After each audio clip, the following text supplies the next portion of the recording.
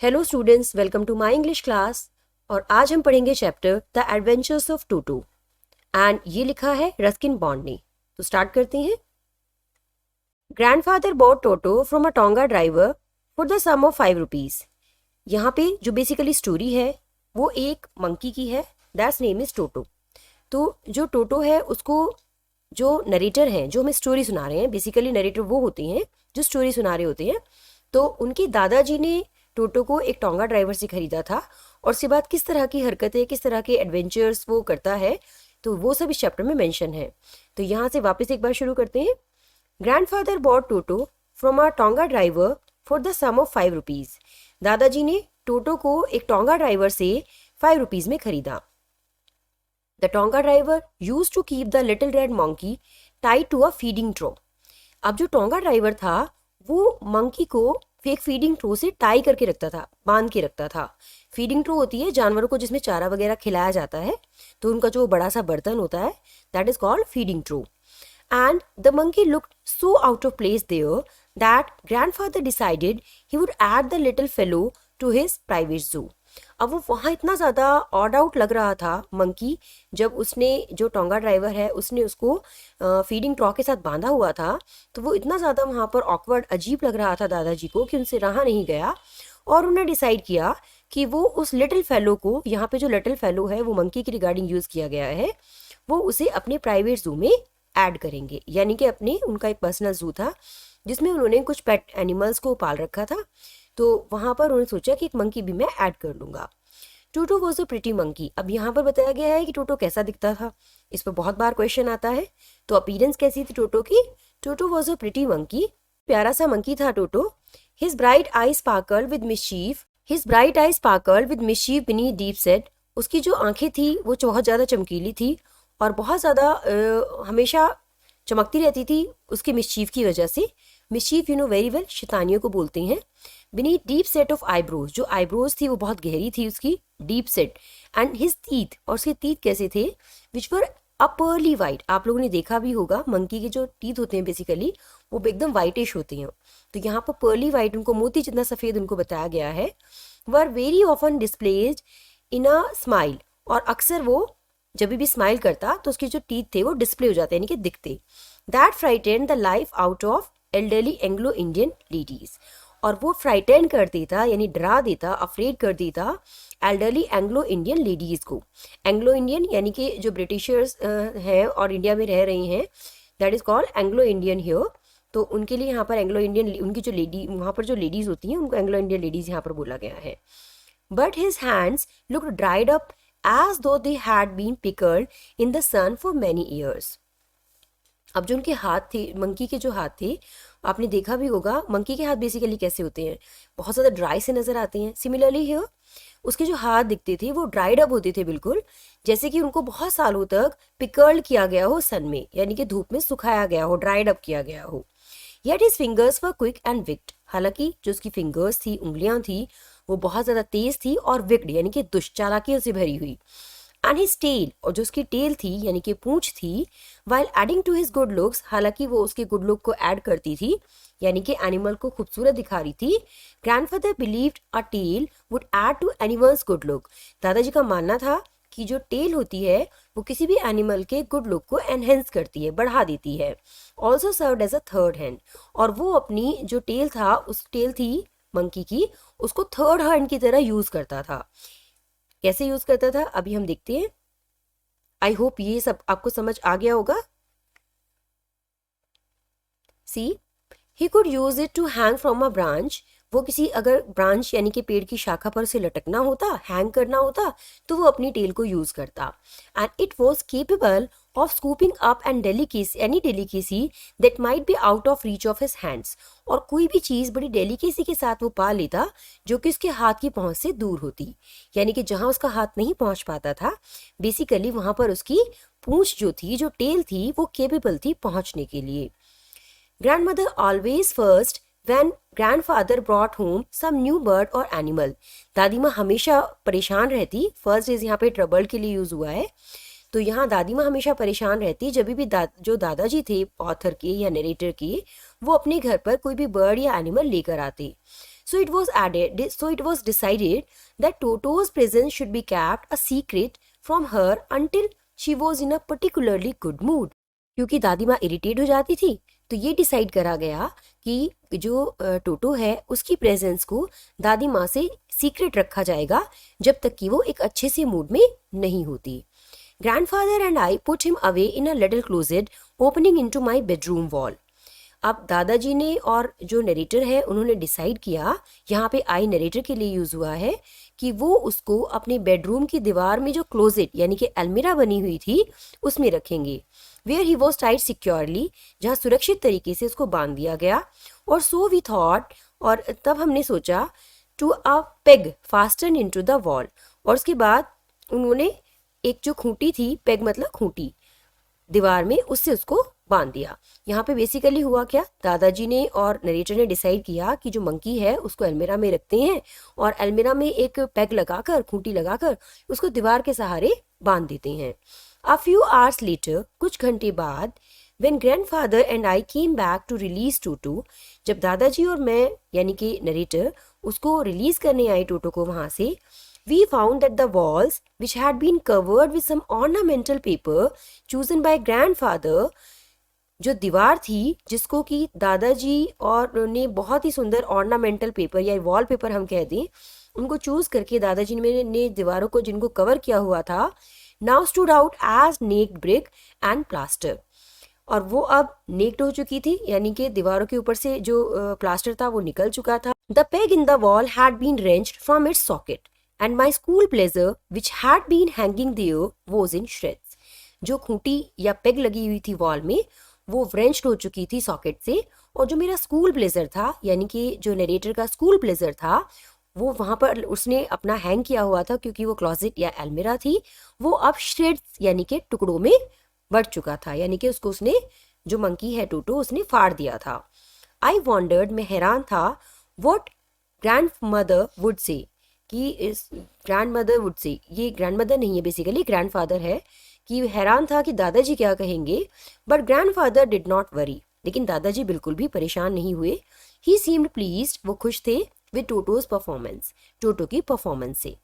He is clever sad grandfather, दादाजी ने कहा कि वो चालाक है. गिवन टाइम, अगर टाइम मिलता, आई एम श्योर, मुझे विश्वास है, he could have tied the torn pieces of your blazer into a rope, तो तुम्हारे फटे हुए ब्लेजर के पीसेस से वो एक रोप बना लेता, यानी रस्सी बना लेता, and made his escape from the window, और विंडो से भाग जाता. His presence in the house still a secret, अभी भी उसकी जो उपस्थिति थी घर में वो एक सीक्रेट थी. Toto was now transferred to a big cage in the servants quarters. अब टोटो को जो सर्वेंट्स क्वार्टर था वहां पर उसको ट्रांसफर कर दिया गया, एक बड़े से केज में रखकर. Where a number of grandfather's pets lived very sociably together, जहाँ दादाजी के बहुत सारे दूसरे पेट बड़े प्यार से आपस में सोशिएबली रहते थे, यानी कि मिलजुल कर रहते थे. कौन कौन थे? A tortoise, a pair of rabbits, a tame squirrel, and for a while my pet goat. अब ये सारे एनिमल्स वहां पर रहते थे. टॉर्टॉइस यानी कि कछुआ, रैबिट्स यानी खरगोश, स्क्विरल यानी कि गिलहरी, और बहुत सारे, एक एक उसकी जो पेट गोट थी यानी कि बकरी थी वो भी वहां पर रहती थी. But the monkey wouldn't allow any of his companion to sleep at night, लेकिन क्योंकि वो मंकी था उसको शरारतें बहुत करनी होती थी, तो किसी भी अपने कंपेनियन या साथी को रात में सोने नहीं देता था. So grandfather who had to leave Dehradun next day, तो दादाजी जिनको अगले दिन देहरादून जाना था, to collect his pension in Saharanpur, Saharanpur में जो अपनी पेंशन थी उसको कलेक्ट करने या लेने के लिए, decided to take him along, उन्होंने डिसाइड किया कि वो टोटो को अपने साथ ले जाएंगे क्योंकि वो बहुत शरारती था. अनफॉर्चुनेटली, दुर्भाग्यवश, I could not accompany grandfather on that trip. अब यहाँ ऑथर अपना रिग्रेट एक्सप्रेस कर रहा है कि, या नरेटर हम कह सकते हैं कि वो अनफॉर्चुनेटली, दुर्भाग्यवश, दादाजी के साथ उस ट्रिप पर नहीं जा सका. But he told me about it afterwards, लेकिन दादाजी ने आफ्टरवर्ड्स मतलब बाद में उस ट्रिप के बारे में उनको बताया. A big black canvas kit bag was provided for Toto. एक बड़ा सा कैनवास का किट बैग जो था वो टोटो के लिए वहां पर प्रोवाइड कराया गया. This with some straw at the bottom. इसके बॉटम में यानी कि तली में कुछ स्ट्रॉ यानी कि तिनके रख दिए गए. बिकेम हिज न्यू अबॉर्ड, और ये उसका नया अबॉर्ड यानी कि लिविंग प्लेस, रहने की जगह बन गया। When the bag was closed, जब बैग को बंद किया गया, there was no escape, तो उसमें से निकलने की कोई भी जगह नहीं बची थी। escape मतलब निकलने का रास्ता या जगह। टोटो could not get his hands through the opening, यहाँ तक कि ओपनिंग में से टोटो अपने हाथ भी बाहर नहीं निकाल सकता था। And the canvas was too strong for him to bite his way through, और वो कैनवास इतना ज़्यादा स्ट्रांग था, वो बैग इतना ज़्यादा स्ट्रांग था कि वो उसको बाइट करके भी यानी कि उसको काट के भी बाहर नहीं निकल सकता था। His efforts to get out only had the effect of making the bag roll about on the floor or occasionally jump into the air. अब जो his यहाँ पे टोटो के लिए यूज हुआ है, जो टोटो ने एफर्ट लगाए गेट आउट यानी कि बाहर निकलने के लिए, उसका सिर्फ एक ही इफेक्ट हुआ, क्या था? Making the bag roll. तो जब वो एफर्ट लगाता था, क्योंकि बैग बंद था, तो बैग रोल करता था, लुढ़कने लगता था about on the floor, floor पे यानी कि फर्श पर चारों तरफ, और ओकेजनली और कभी कभार जंप इनटू द एयर, हवा में उछल जाता था। An exhibition that attracted a curious crowd of on lookers on the Dehradun railway platform, और एक एग्जीबिशन सी लग गई थी। Exhibition you know very well, जो प्रदर्शनी होती है, यानी कि लोगों की गैदरिंग वहां पर हो गई थी, क्योंकि एक क्यूरियस क्राउड को इसने अट्रैक्ट कर लिया था, ऑन लुकर्स को, देखने वालों को, देहरादून रेलवे प्लेटफॉर्म पे। क्योंकि जो बैग था बेसिकली वो बंद था, अब किसी को कुछ भी आइडिया नहीं था कि उसके अंदर मंकी था, तो वो बैग जब जंप करता था या रोल ऑन करता था फ्लोर पर, तो वहाँ पर जो आसपास लोग जा रहे थे वो बहुत क्यूरियस होकर उसके पास इकट्ठा हो गए, और प्लेटफॉर्म पर एक अच्छा भला एग्जीबिशन लग गया। Toto remain in the bag as far as Saharanpur. अब जब तक सहारनपुर दादाजी नहीं पहुंच गए, टोटो बैग में ही रहा। But while grandfather was producing his ticket at the railway turnstile, लेकिन जब दादाजी रेलवे टर्नस्टाइल पर अपना टिकट दिखा रहे थे, टर्नस्टाइल यहाँ पे जो एंट्री गेट है उसके लिए यूज किया गया है, बेसिकली वो पूरी तरह से क्लोज होता है, उसके साइड में आप खड़े हो जाते हैं, टर्न होती है, तो वो आपको आगे की तरफ छोड़ देता है। This kind of door is called turnstile. इस तरह का जो दरवाज़ा या इस तरह की जो चीज़ें होती हैं वहाँ पर एंट्री करने के लिए जो बनाया गया होता है स्पेसिफिक मोड, उसको टर्नस्टाइल बोलते हैं। Toto suddenly poked his head out of the bag. अब अचानक से टोटो ने क्या किया, रेलवे टर्नस्टाइल पर जब दादाजी अपना टिकट दिखा रहे थे टिकट कलेक्टर को, तो उसने अपना जो बैग में से हेड है वो बाहर निकाला, सर बाहर निकाला, and gave the ticket collector a wide green. Green मतलब बड़ी सी स्माइल, शैतानी से भरी हुई smile, that is called green. और उसने जो टोटो था उसने टिकट कलेक्टर को बड़ी सी स्माइल करी उसकी तरफ। The poor man was taken aback. अब जो बेचारा टिकट कलेक्टर था उसको बड़ा झटका लगा, टेकन अबैक मतलब पीछे झटके से हट जाना। But with great presence of mind and much to grandfather's annoyance he said, लेकिन उसने अपनी प्रेजेंस ऑफ माइंड यूज करी और दादाजी को बहुत ज्यादा गुस्सा दिलाया। अनाउंस मतलब मेक समवन एंग्री। क्या कहा? Sir you have a dog with you, कि आपके पास एक डॉग है, जबकि वो बेसिकली डॉग नहीं था, that was a monkey. You will have to pay for it accordingly, और आपको इसके लिए पे करना होगा, क्योंकि दादाजी तो अपना टिकट लेकर आए थे और मंकी को उन्होंने बैग में रखा हुआ था। तो अभी यहाँ पर जो टिकट कलेक्टर है वो मंकी की रिगार्डिंग उसको डॉग बता रहा है फर्स्ट ऑफ ऑल तो, और उसकी रिगार्डिंग वहां पे दादाजी से टिकट लेने को कह रहा है। In vain did grandfather take Toto out of the bag. अब कुछ एफर्ट उनका जो उन्होंने लगाया वो वेन हो गया, वेस्ट हो गया, उसका कोई फायदा नहीं था। दादाजी ने उनको एक्सप्लेन करने की जब कोशिश करी तो उन्होंने दादाजी ने टोटो को बैग से बाहर निकाला। In vain did he try to prove that a monkey did not qualify as a dog. यहाँ तक कि उन्होंने ये प्रूव करने की भी कोशिश करी कि मंकी किसी भी तरह से डॉग की कैटेगरी को क्वालिफाई नहीं करता, डॉग की कैटेगरी में नहीं आता, और इवन एज अ क्वाड्रप्ट, और ना ही वो कोई चौपाया है। क्वाड्रप्ट मतलब उसके 4 लेग्स होते हैं। Toto was classified a dog by the ticket collector. Toto जो टिकट कलेक्टर थे उनके द्वारा एक डॉग की तरह क्लासिफाई किया गया। And 3 rupees was the sum handed over as is fare, और उसका फेयर यानी कि भाड़ा या किराया 3 रुपीज वहां पर दादाजी ने टिकट कलेक्टर को दिया। Then grandfather just to get his own back took from his pocket our pet tortoise. अब क्योंकि दादाजी बहुत ज़्यादा इरिटेट हो चुके थे तो अभी उन्होंने क्या किया, पेट टॉर्टॉइज जो था हमारा यानी कि नरेटर के और दादाजी का जो एक पेट टॉर्टॉइज भी था उसको भी वो पॉकेट में अपने साथ लेकर गए थे। उसको उन्होंने पॉकेट से बाहर निकाला और कहा, व्हाट मस्ट आई पे फॉर दिस? इसके लिए मैं आपको क्या पे करूं? Since you charge for all animals, क्योंकि आप सभी एनिमल्स के लिए चार्ज कर रहे हो। The ticket collector look closely at the tortoise. अब टिकट कलेक्टर ने बहुत ध्यान से टॉर्टॉइस को देखा, prodded it with his 4 fingers, अपनी 4 फिंगर से उसको प्रॉड किया, give grandfather a pleased and triumphant look, दादाजी की तरफ मुस्कुराते हुए और जैसे वो जीत गया हो इस लुक के साथ उसने कहा, नो चार्ज, कि इसका कोई चार्ज नहीं लगेगा, it is not a dog, ये कोई डॉग नहीं है। When Toto was finally accepted by grandmother, he was given a comfortable home in the stable. जब फाइनली दादी माँ ने उसको एक्सेप्ट कर लिया तो उसको स्टेबल में जगह या घर दे दिया गया। स्टेबल यानी कि अस्तबल, जहाँ पे हॉर्सेस को रखा जाता है। Where he had for a companion the family donkey नाना, वहाँ पर उसको एक कंपेनियन भी मिला जो कि फैमिली डंकी नाना थी। On Toto's first night in the stable, जब ये पहली रात थी स्टेबल में टोटो की, grandfather paid him a visit to see if he was comfortable. दादाजी उसको देखने गए वहां पर कि वो कंफर्टेबल है या नहीं। To his surprise he found Nana, और दादाजी बहुत हैरान हुए ये देखकर जब उन्हें नाना को देखा, विदाउट अपेरेंट कॉज, कोई खास वजह नजर नहीं आ रही थी, पुलिंग एट हर हाल्टर, लेकिन वो अपनी जो लगाम है, जो नाना है वो अपनी लगाम को खींची जा रही थी, and trying to keep her head as far as possible from a bundle of hay, और घास के हे मतलब ग्रास, घास की बंडल से जितनी कोशिश कर रही थी अपने सर को, हेड को दूर करने की। Grandfather gave Nana a slap across her haunches, अब पीछे से दादाजी ने एक स्लैप मारा जो यहाँ पर नाना है उनकी जो शी डंकी है उसको, एंड शी जर्क बैक, और झटके से वो पीछे हटी, ड्रैगिंग टोटो विद हर, और अपने साथ टोटो को भी खींच लाई। He had fastened on to her long ears with his sharp little teeth. उसने बहुत अपने पैने दांतों से जो नाना है उसके दोनों कान पकड़े हुए थे। टोटो and Nana never became friends. टोटो नाना कभी भी दोस्त नहीं बने। A great treat for Toto during cold winter evening was the large bowl of warm water given him by grandmother for his bath.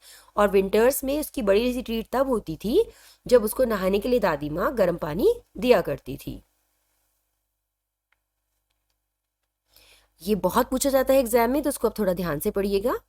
He would cunningly test the temperature, वो बहुत चालाकी से temperature को टेस्ट करता, with his hand, अपने हाथ से। Then gradually step into the bath, फिर धीरे धीरे नहाना शुरू करता।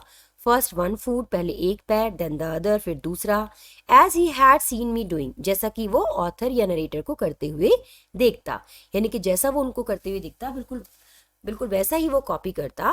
Until he was in to the water up to his neck, जब तक कि उसकी गर्दन तक वो पानी में नहीं डूब जाता। वंस कंफर्टेबल, जब वो कंफर्टेबल हो जाता, he would take the soap in his hands, वो अपने हाथों में सोप लेता, और feet and rub himself all over, और अपने हाथ पैरों पे अच्छे से उसको पूरी बॉडी पे रब करता। When the water became cooled, जब पानी ठंडा हो जाता, he would get out, वो बाहर निकलता, and run as quickly as he could to the kitchen fire in order to dry himself. अपने आप को सुखाने के लिए, ड्राई करने के लिए किचन फायर में, जहाँ किचन में आग जल रही थी वहां पर वो जितनी तेज दौड़ सकता था उतनी तेज दौड़ता, क्योंकि अभी वो पानी ठंडा हो चुका था। If anyone laugh, अगर कोई इस पर हंसता, during this performance, जब वो ये परफॉर्मेंस कर रहा होता, Toto's feeling would be hurt, तो टोटो की जो फीलिंग्स थी वो हर्ट हो जाती, and he would refuse to go on with his bath, और वो नहाने से मना कर देता। One day Toto nearly succeeded in boiling himself alive, एक दिन लगभग टोटो ने खुद को जिंदा ही लगभग उबाल ही लिया था। कैसे? A large kitchen kettle had been left on the fire to boil for tea, and Toto finding himself with nothing better to do decided to remove the lid. एक बड़ी सी किचन केटल जो थी उसको आग पर रखा गया था बॉईल करने के लिए, टी बनाने के लिए। अब टोटो ने जब वहां से उसका ढक्कन उतारा, रिमूव द लिड, लिड मतलब ढक्कन उतारा केटल का, तो उसने उस पानी को बेटर पाया अपने बाथ के लिए, यानी कि नहाने के लिए। Finding the water just warm enough for a bath, अब जो उसे लगा कि पानी बिल्कुल ठीक ठाक है नहाने के लिए, ही गॉट इन, वो उसमें अंदर घुस गया। With his hand sticking out from the open cattle, और उसका जो सर था वो जो कैटल थी उसमें से बाहर झांक रहा था। This was just fine for a while, थोड़ी देर तक तो सब ठीक रहा, until the water begin to boil, जब तक पानी उबलना शुरू नहीं हो गया, क्योंकि जो कैटल थी वो बेसिकली आग पर रखी हुई थी, और क्योंकि मंकी को इतना कुछ पता नहीं था कि वो वहां पर वो बॉयल भी हो सकता है, तो वो बस उसमें एंटर कर गया था, क्योंकि तब तक पानी बहुत ज़्यादा गर्म नहीं था। अभी क्योंकि वो पानी बॉयल होना शुरू हो गया था, Toto then raised himself a little, तब वो थोड़ा सा अपने आप को ऊपर उठाता है, but finding it cold outside set down again, लेकिन उसको बाहर ठंड लगती है तो वापस वो उसी में बैठ जाता है। He continued hopping up and down for some time, और थोड़ी देर तक ऐसे ही वो अप डाउन पानी के अंदर करता रहता है। Until grand mother arrived and hold him half boiled, जब तक कि दादी माँ वहां नहीं पहुंच जाती और उसको खींच नहीं लेती आधा बॉयल हुआ। कहाँ से? आउट ऑफ द केटल से बाहर। If there is a part of the brain specially devoted to mischief, अगर ब्रेन का यानी कि हमारे दिमाग का कोई पार्ट बहुत ज्यादा डिवोटेड है मिसचीफ के लिए, शरारतों के लिए बना है, that part was largely developed in Toto, तो वो पार्ट बहुत अच्छी तरह डेवलप था टोटो का। He was always tearing things to pieces, हमेशा वो चीज़ों को पीसेज में फाड़ देता। टीयर मतलब फाड़ देना। Whenever one of my aunts came near him, जब भी मेरी आंट में से कोई उनके पास जाती, he made every effort to get hold of her dress, वो पूरी कोशिश करता कि उनकी ड्रेस को पकड़े, and tear a hole in it, और उसमें एक छेद कर दे। One day at lunch time, एक दिन लंच टाइम पर, a large dish of pulao stood in the centre of the dining table, एक बड़ी सी पुलाव की डिश सेंटर में डाइनिंग टेबल की रखी हुई थी। We entered the room to find Toto stuffing himself with rice, जब हम रूम में एंटर हुए तो हमने पाया जो टोटो था वो स्टफ कर रहा था राइस को, यानी कि राइस को, चावल को खा रहा था। माई ग्रैंड मदर स्क्रीम्ड, मेरी दादी माँ चिल्लाई, स्क्रीम मतलब शाउट करना, and Toto threw a plate at her, और टोटो ने एक प्लेट उन पर फेंक दी। One of my aunts rushed forward, एक मेरी जो आंट्स थी उनमें से एक आंट मेरी उनकी उसकी तरफ दौड़ी, and received a glass of water in the face, और उसने ग्लास उनके फेस पर फेंक दिया। व्हेन ग्रैंडफादर अराइव, जब दादाजी पहुंचे वहां पर, तो Toto picked up the dish of pulao, तो टोटो ने वो बर्तन जो था पुलाव का उसको उठाया, and make his exit through a window, और विंडो से एग्जिट कर गया, यानी कि बाहर भाग गया। We found him in the branches of the jackfruit tree, हमने पाया कि वो जैक फ्रूट यानी कि कटहल के पेड़ पर बैठा हुआ था। The dish still in his arms, अभी भी जो डिश या बर्तन था उसके हाथ में था। He remain there all afternoon, पूरी दोपहर वो वहां बैठा रहा। Eating slowly through the rice, पूरी दोपहर वो राइस खाता रहा। डिटरमाइन, ये निश्चय करने के लिए या ये पक्का करने के लिए, ऑन फिनिशिंग एवरी ग्रेन, कि हर एक दाना इस डिश में से राइस का खत्म हो जाना चाहिए। And then in order to spite grandmother, और तब दादी माँ को और ज्यादा इरिटेट करने के लिए, who had screamed at him, जो उस पर चिल्लाई थी, he threw the dish down from the tree, उसने वो जो बर्तन था पेड़ से नीचे फेंक दिया। एंड चैटर्ड विद डिलाइट, और बहुत खुश होकर चैटर्ड करने लगा, जोर जोर से हंसने लगा। When it broke out into 100 pieces, जब ये 100 पीसेस में टूट गया, यानी कि जो वो प्लेट थी वो क्रॉकरी बेस थी, तो वो जब उसने ऊपर से छोड़ दी तो वो नीचे आकर 100 पीसेस में ब्रेक हो गई। Obviously Toto was not the sort of pet we could keep for long, बिल्कुल क्लियर था ये चीज कि टोटो इस तरह का पेट नहीं था जिसको वो लोग बहुत दिन तक अपने साथ रख पाते। इवन ग्रैंडफादर रियलाइज दैट, यहाँ तक कि दादाजी को भी एहसास हो गया था। We were not well to do, हम बहुत ज्यादा रिच नहीं थे, वेल टू डू मतलब रिच होना, and could not afford the frequent losses of dish, clothes, curtains and wallpaper, और लगातार जो डिशेस का, क्लॉथ्स का, कर्टेन का और वॉलपेपर का नुकसान हो रहा था उसको अफोर्ड नहीं कर सकते थे। So grandfather found the tonga driver, इसलिए दादाजी ने जो टोंगा ड्राइवर था उसको ढूंढा, and sold Toto back to him, और वापस टोटो को उन्हें बेच दिया फॉर ओनली 3 रुपीज। कितने रुपए में? 3 रुपीज में, और खरीदा कितने में था? 5 रुपीज में। So it was the story of Toto. I hope you like this story. If you like the video, do subscribe the channel and share it among your friends.